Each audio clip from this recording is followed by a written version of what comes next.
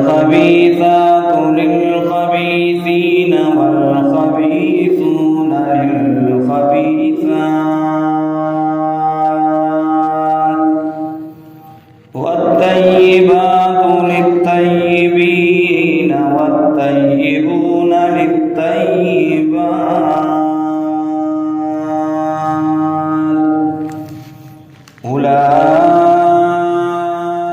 أولئك مبرؤون مما يقولون لهم مغفرة ورزق كريم. وقال النبي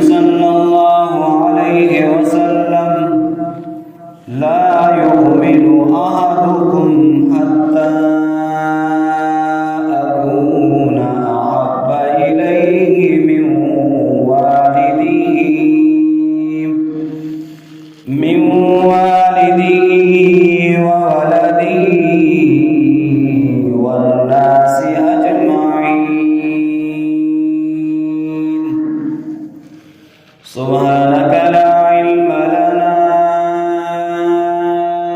إلا ما علمتنا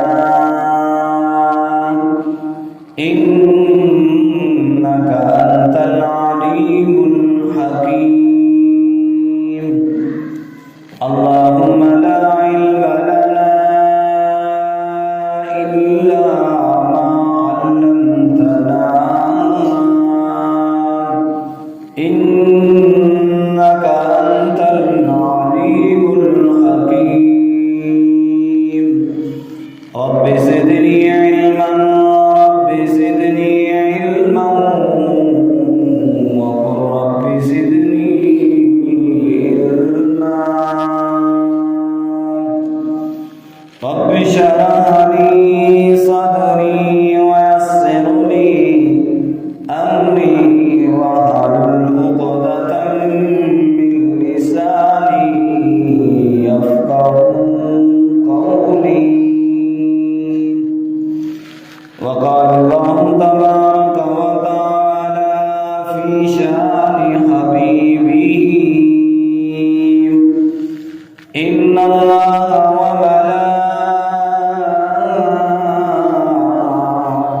وملائكته يصلون على النبي يا أيها الذين آمنوا صلوا عليه وسلموا تسليما اللهم صل على سيدنا ومولانا محمد وعلى آل سيدنا ومولانا محمد وبارك وسلم اللهم صل على محمد بعدد كل داء ودواء وبارك وسلم بلغ العلا بكماله كشف الدجى بجماله حسنت جميع خصاله صلوا عليه وآله صدق الله مولانا العظيم وصدق رسوله النبي الكريم الأمين ونحن على ذلك لمن الشاهدين والشاكرين والحمد لله رب العالمين کہ محمد سے تو نے وفا تو ہم تیرے ہیں کہ تو نے محمد سے وفا تو ہم تیرے ہیں یہ لوح کرسی کیا ہم دیوانے تیرے ہیں نہایت واجب الاحترام قابل صد احترام بزرگوں بھائیوں قرآن کریم فرقان حمید کی سورہ نور کی ایک آیت مبارکہ تلاوت کرنے کی سعادت حاصل کی ہے ذخیرہ احادیث میں سے ایک حدیث مبارکہ تلاوت کرنے کی سعادت حاصل کی ہے اللہ کریم رؤوف الرحیم کی بارگاہ ذوالجلال میں دعا ہے اللہ تبارک و تعالی صحیح معنوں میں ہمیں قرآن و حدیث پڑھنے سننے اور اس پر عمل کرنے کی توفیق نصیب فرمائے رمضان المبارک کا آج 16واں روزہ کل جو ہے 17 تاریخ ہے 17 تاریخ بڑی اہمیت والی ہے 17 تاریخ کو میرے آقا حضور پر نور سرکار مدینہ صلی اللہ علیہ وسلم نے مقام بدر پر اسلامی جنگوں کے لحاظ سے پہلی جنگ فرمائی، اور اسی 17 تاریخ کو میرے آقا صلی اللہ علیہ وسلم کی اکھیوں کے نور حضرت رقیہ رضی اللہ تعالی عنہا کی وفات کا بھی دن ہے۔ اور اسی 17 تاریخ کو حضرت عبداللہ بن مسعود آپ کے رفیق سفر، جنہوں نے 13 سال مکے میں اور 10 سال مدینے میں میرے آقا صلی اللہ علیہ وسلم کی خدمت کی، ان کی بھی وفات کا دن 17 رمضان المبارک، اور 17 رمضان المبارک کو سیدہ طیبہ حضرت عائشہ صدیقہ رضی اللہ عنہا کی وفات کا بھی دن ہے۔ اور 17 ہی تاریخ کو محمد بن قاسم طائف کے میدان سے چلا تھا اور کفریہ طاقتوں کو شکست دیتے ہوئے ملتان کی سرزمین پہ آ کے اس نے جھنڈا گاڑا تھا۔ تو 3-4 موضوع ہیں، لیکن مختصراً جو ہے تھوڑی تھوڑی بات ہر ایک موضوع کے اوپر کرنی مقصود ہے۔ سب سے پہلے غزوہ بدر، یہ اسلام کی سب سے پہلی جنگ تھی جس کے سپہ سالار جرنیل میرے آقا صلی اللہ علیہ وسلم تھے۔ کل مسلمان جو ہیں اس وقت 313 تھے، 313 مسلمان، اور دوسری طرف مقابلے میں 1000 آدمی تھے کافروں کے۔ یہ جنگ اس طرح ہوئی کہ ابو سفیان اپنا تجارت کا قافلہ لے کر شام سے آ رہا تھا۔ صحابہ اکرام رضوان اللہ اجمعین کو پتہ چلا، انہوں نے نبی پاک صلی اللہ علیہ وسلم کو بتایا۔ میرے آقا صلی اللہ علیہ وسلم نے فرمایا ہم اس پر حملہ کر کے ان کے مال غنیمت کے اوپر قبضہ کرنا چاہتے ہیں، قبضہ کر لیا جائے تاکہ ان کی طاقت جو ہے کمزوری میں پڑ جائے۔ ادھر سے اس قافلے والوں کو بھی پتہ چل گیا کہ مسلمان ہم پر حملہ کرنا چاہتے ہیں، تو انہوں نے خط لکھا مکے میں۔ تو ابو جہل ایک لشکر لے کر روانہ ہوا مسلمانوں کے مقابلے کے لیے، لیکن یہ قافلہ جو ہے صحیح سلامت مکے میں پہنچ جاتا ہے۔ مسلمان ابو سفیان کے قافلے پر حملہ نہیں کر سکتے، تو یہ صحیح سلامت جب مکے میں پہنچ جاتا ہے، انہوں نے ابو جہل کو خط لکھا کہ ہم صحیح سلامت پہنچ گئے، لہٰذا آپ جنگ نہ کرو۔ لیکن ابو جہل غرور اور تکبر میں تھا، اس نے کہا کہ میں مسلمانوں کا قلع کما کر کے واپس آؤں گا، معاذ اللہ۔ تو یہ جو ہے بدر میں جا کے پہنچے، کافروں کا 1000 کا لشکر جس کی سرپرستی کرنے والا ابو جہل تھا، اور جو سب سے میدانی زمین تھی وہاں انہوں نے اپنے خیمے جو ہیں گاڑ لیے۔ اور نبی پاک صلی اللہ علیہ وسلم جب وہاں پہنچتے ہیں جو پتھریلی زمین ہے، نکیلی زمین ہے، جہاں پتھر ہے، وہاں مسلمانوں نے اپنے جو ہے خیمے گاڑے، جس کی فوج کی سرپرستی کرنے والے میرے آقا صلی اللہ علیہ وسلم تھے۔ کل 313 صحابہ۔ آپ نے جانے سے پہلے ایک مشورہ کیا، بتاؤ میرے ساتھ جنگ کے لیے تیار ہو کہ نہیں؟ سب سے پہلے جس نے ہاتھ کھڑا کیا وہ ابو بکر رضی اللہ تعالیٰ عنہ تھے۔ انہوں نے فرمایا یا رسول اللہ، جہاں آپ کا پسینہ گرے گا وہاں ہمارا خون گرے گا۔ میرے آقا صلی اللہ علیہ وسلم نے فرمایا ابو بکر بیٹھ جاؤ۔ عمر کھڑے ہوتے ہیں، حضرت عمر رضی اللہ تعالی نے فرمایا یا رسول اللہ، ہم آپ کے تن من دھن آپ کے اوپر قربان کر دیں گے۔ نبی پاک صلی اللہ علیہ وسلم نے فرمایا عمر تم بھی بیٹھ جاؤ۔ حضرت عبادہ کھڑے ہوتے ہیں، انہوں نے بھی ایسے ہی اپنی جوشیلے الفاظ میں تقریر کی۔ نبی پاک صلی اللہ علیہ وسلم نے فرمایا آپ بھی بیٹھ جاؤ۔ اصل میں میرے آقا صلی اللہ علیہ وسلم دیکھنا چاہتے تھے جنہوں نے ہمیں خطوط لکھے ہیں مدینہ پاک سے، ان میں سے بھی کوئی آدمی کھڑا ہوتا ہے کہ نہیں۔ تو حضرت سعد بن معاذ کھڑے ہوئے، فرمایا میرے آقا میں آپ کے اشاروں اور کنایوں کو سمجھ گیا ہوں،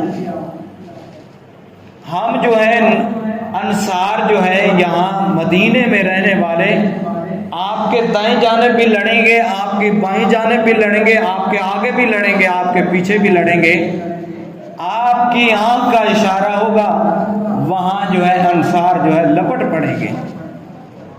تو میرے آقا صلی اللہ علیہ وسلم نے فرمایا ٹھیک ہے تیاری کرو۔ جب تیاری کا وقت آتا ہے تو دو بھائی، احادیث مبارکہ میں آتا ہے، امام بخاری رحمہ اللہ نے اس حدیث پاک کو ذکر فرمایا ہے، جن کا نام معاذ اور معوذ تھا۔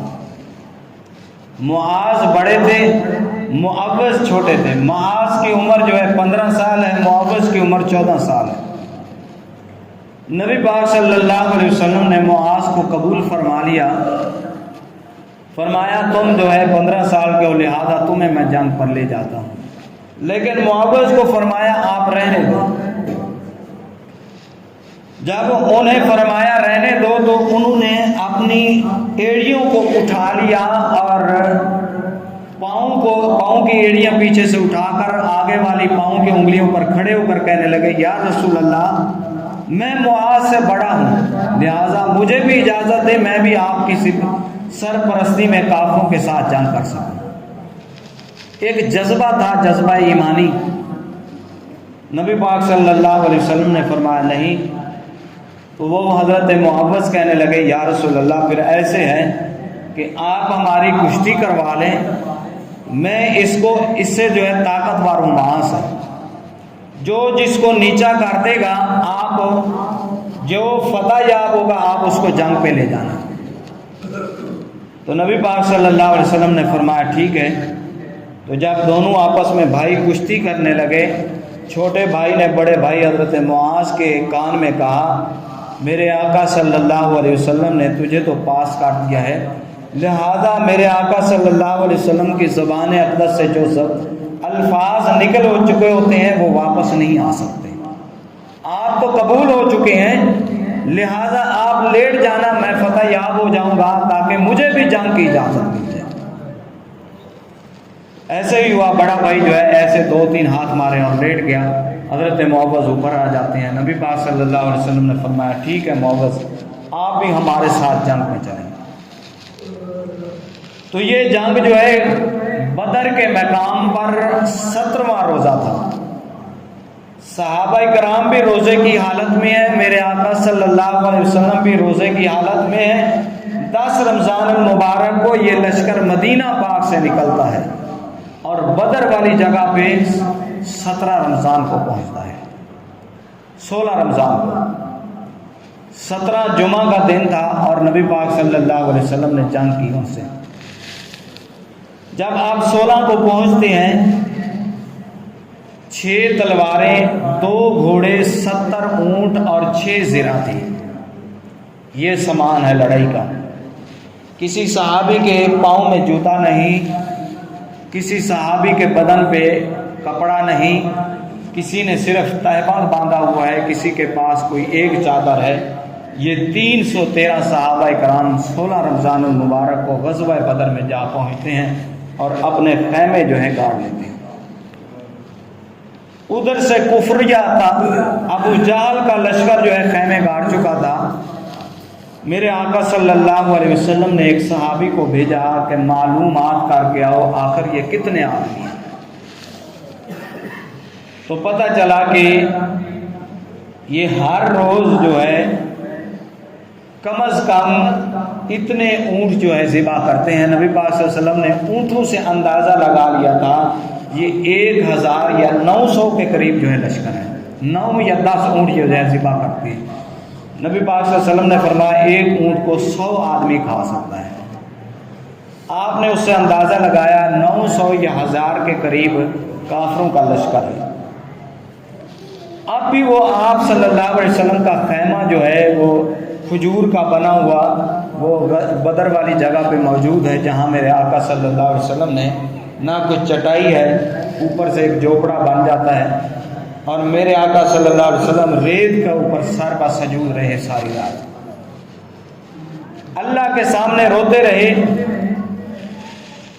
یا میرے اللہ یہ میری ساری جو ہے جمع پوجی ہے، 13 سال میں نے مکہ میں محنت کی ہے اور 2-4 سال جو ہے مجھے مدینہ میں بھی ہو چکے ہیں، کل 313 آدمی جو ہے میری ماننے والے ہیں، یا اللہ انہیں فتح عطا فرما، اگر تو نے فتح نہ عطا فرمائی، اگر یہ شکست میں تبدیل ہو گئے، مسلمان اگر مارے گئے تو پھر تجھے تیرا نام لینے والا اس سرزمین پہ کوئی باقی نہ رہے گا، یا اللہ تو ہماری مدد فرما۔ نبی پاک صلی اللہ علیہ وسلم یہ دعا فرما رہے ہیں اور آپ کی نورانی آنکھوں سے آنسو چھلک رہے ہیں، آپ کے کندھے کے اوپر کالی کملی تھی۔ حضرت ابوبکر صدیق رضی اللہ تعالیٰ عنہ فرماتے ہیں جہاں آپ نے سجدہ کیا ہوا تھا وہ ریت کی جو ریت تھی وہ آپ کے آنسوؤں کی وجہ سے تر ہو چکی تھی، جم چکی تھی رونے کی وجہ سے۔ تو میرے آقا صلی اللہ علیہ وسلم نے 16 رمضان المبارک کو یہ سارا کرنے کے بعد دعا مانگنے کے بعد آپ نے جو ہے جگہ جو ہے اشارے بتائے، یہاں ابو جہل گرے گا، اس کی یہاں لاش پڑی ہوگی، یہاں عتبہ کی لاش پڑی ہوگی، یہاں امیہ کی لاش پڑی ہوگی، یہاں شیبہ کی لاش پڑی ہوگی، فلاں فلاں کافر کی یہاں جو ہے لاش پڑی ہوگی۔ صحابہ کرام فرماتے ہیں جیسے نبی پاک صلی اللہ علیہ وسلم نے بتایا، دوسرے دن جب جنگ ہوتی ہے، جب مسلمانوں کو اللہ نے فتح عطا فرمائی، جہاں میرے آقا صلی اللہ علیہ وسلم نے بتایا وہیں وہ کافر کی لاش پڑی ہوئی تھی۔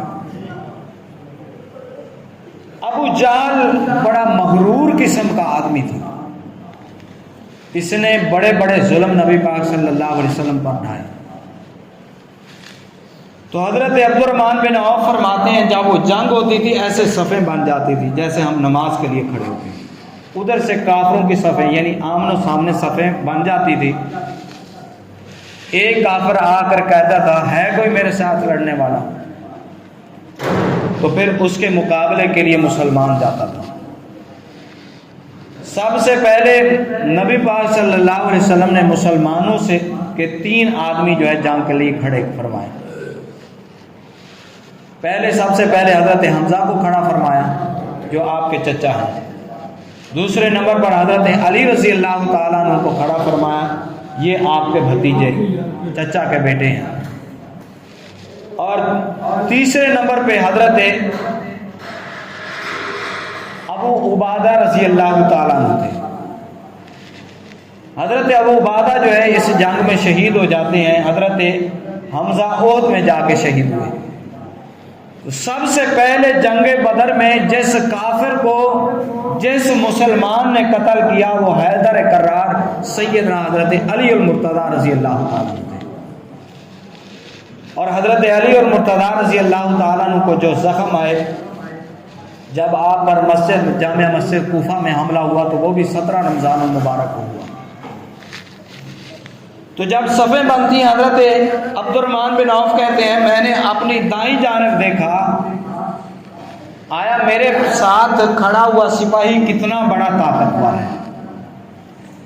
میں نے دائیں جانب دیکھا تو ایک لڑکا جو ہے معاذ جس کا نام ہے وہ کھڑے تھے، بائیں جانب دیکھا تو حضرت محبت کھڑے ہیں۔ میں نے دل میں سوچا یہ میری کیا حلف کریں گے، اور فرمایا میں یہی سوچ رہا تھا تو دونوں نے کہا چچا آپ ابو جہل کو جانتے ہو؟ انہوں نے کہا ہاں میں جانتا ہوں۔ اس وقت ابو جہل کافروں کی صفیں سیدھی کر رہا تھا۔ میں نے یوں اشارہ کیا یہ جو گھوڑے پر سوار ہے یہ ابو جہل ہے، تو ان دونوں نے کہا ہم مریں گے یا ماریں گے اس ناری کو، سنا ہے یہ گالیاں دیتا ہے محبوب باری کو۔ دونوں فرماتے ہیں بھاگے، ایک نے گھوڑے کے اوپر حملہ کیا اور ایک نے ابو جہل کے اوپر حملہ کیا۔ سب سے پہلے جو بڑا تھا اس نے اس کی ٹانگ کے اوپر حملہ کیا۔ ابو جہل گھوڑے سے نیچے آ گرتا ہے، چھوٹے نے گھوڑے پر حملہ کیا، گھوڑے کی ٹانگیں کاٹ دی، جب نیچے آ گرا تو حضرت معاذ رضی اللہ تعالیٰ نے اس کے سینے کے اوپر جو ہے وار کیا اور اس کو مارا۔ ابو جہل جو ہے نیچے گر پڑتا ہے،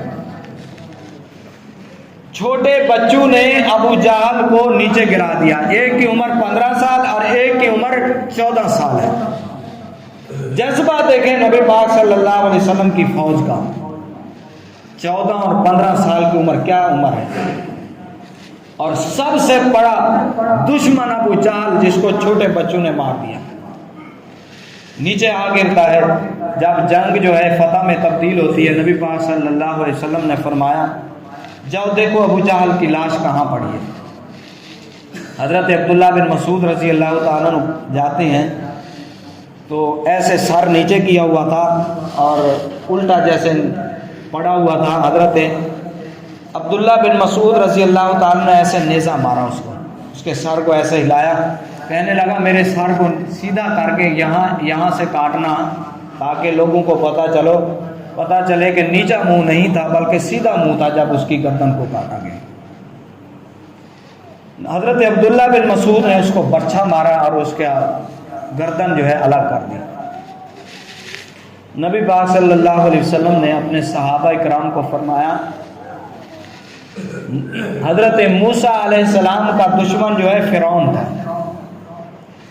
اور وہ بڑا ظالم قسم کا دشمن تھا، لیکن جب اس کے اوپر پانی نے حملہ کیا، ہوتے 2-3 آئے تو کہنے لگا آمنا برب موسیٰ و ہارون، میں موسیٰ اور ہارون علیہ السلام کے رب پر ایمان لاتا ہوں، لیکن میرا دشمن اتنا ذلیل قسم کا ہے، آخر میں بھی کہہ رہا ہے میری گردن کو سیدھا کر کے کاٹنا۔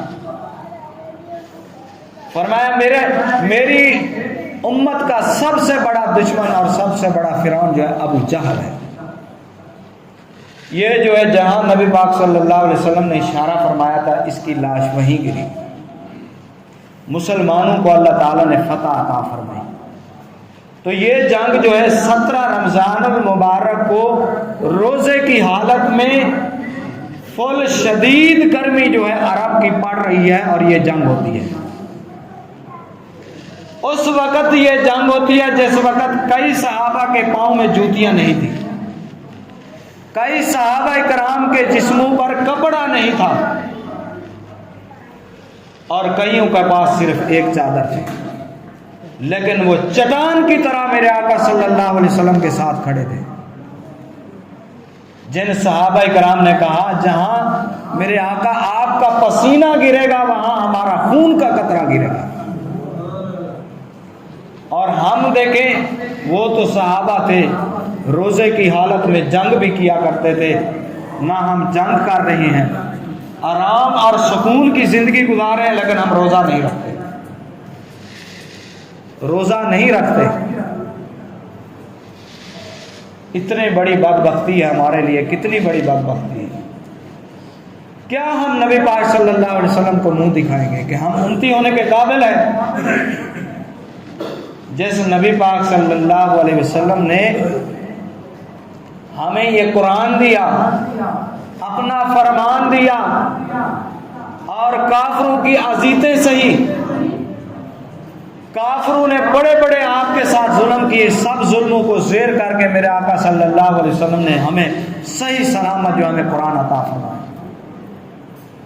تو آج ہم اس نبی کے ساتھ کیا وفا کر رہے ہیں؟ حضرت خدیجہ، حضرت رقیہ رضی اللہ عنہ بیمار ہیں، موت کی کشمکش میں ہے، نبی پاک صلی اللہ علیہ وسلم نے اپنی بیٹی کی پرواہ نہیں کی بلکہ جنگ کے لیے نکل پڑے۔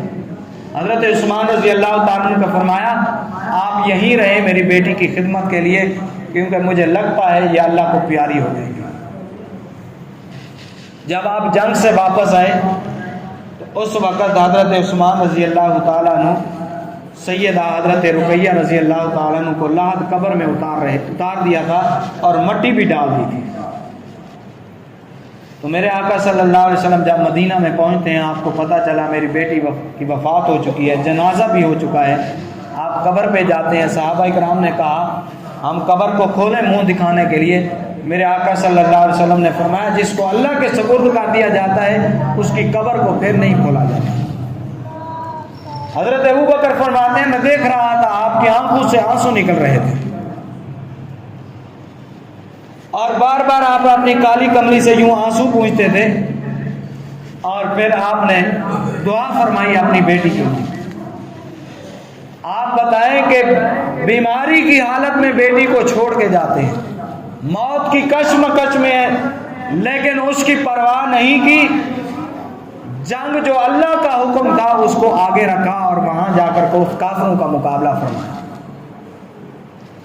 تو میرے بھائیوں، 17 رمضان المبارک کو نبی پاک صلی اللہ علیہ وسلم کی گھر والی حضرت عائشہ صدیقہ رضی اللہ عنہا کی بھی وفات ہے۔ عائشہ وہ نبی پاک صلی اللہ علیہ وسلم کی بیوی ہے جس کو اللہ کے سلام ہے، جبرائیل علیہ السلام نے آقا صلی اللہ علیہ وسلم کو فرمایا میرے آقا آپ کی گھر والی عائشہ کو اللہ سلام بھیجتے ہیں، اور جس کے بارے میں اللہ تعالیٰ نے سورہ نور میں 18ویں سپارے میں 18 آیتیں ان کی پاکیزگی کے لیے اتاری ہیں، ان کی گواہی کے لیے اتاری ہیں۔ عائشہ وہ عورت ہیں جن کی گود ہے اور نبی پاک صلی اللہ علیہ وسلم کی وفات ہے ان کی گود میں، اور عائشہ وہ خاتون ہیں جن کے روضہ یعنی حجر پاک میں میرے آقا صلی اللہ علیہ وسلم مدفون ہیں۔ تو ان کی بھی وفات 17 رمضان المبارک ہو، اور آپ کے خادم حضرت عبداللہ بن مسعود رضی اللہ تعالیٰ عنہ چھوٹے قد کے صحابی تھے، باریک پنڈلیاں تھی، حدیث پاک میں آتا ہے صحابہ کرام ان کے اوپر ہنستے تھے۔ میرے آقا صلی اللہ علیہ وسلم نے ایک مرتبہ دیکھا کہ صحابہ ان کے اوپر ہنس رہے ہیں، فرمایا تم عبداللہ بن مسعود کو اوپر ہنستے ہو؟ خدا کی قسم اللہ کے ہاں ان کی اتنی قیمت ہے جس کی کوئی انتہا نہیں۔ یہ وہ عبداللہ بن مسعود ہیں، 13 سال مکہ پاک میں نبی پاک صلی اللہ علیہ وسلم کی خدمت کی اور 10 سال مدینہ پاک میں۔ آپ کی مسواک، آپ کا کنگا، اسی طرح جو خوشبو تھی آپ کو وضو کروانا ہوتا، حضرت عبداللہ بن مسعود رضی اللہ تعالیٰ نے یہ خدمت انجام دیا کرتے تھے۔ اور ان کے بارے میں میرے آقا صلی اللہ علیہ وسلم نے فرمایا میری امت کے فقیہ عبداللہ بن مسعود ہیں، ان کو اللہ نے فقاہت عطا فرمائی ہے، قرآن کریم کی آیتوں سے فقاہت جو ہے یہ نکال لیتے ہیں۔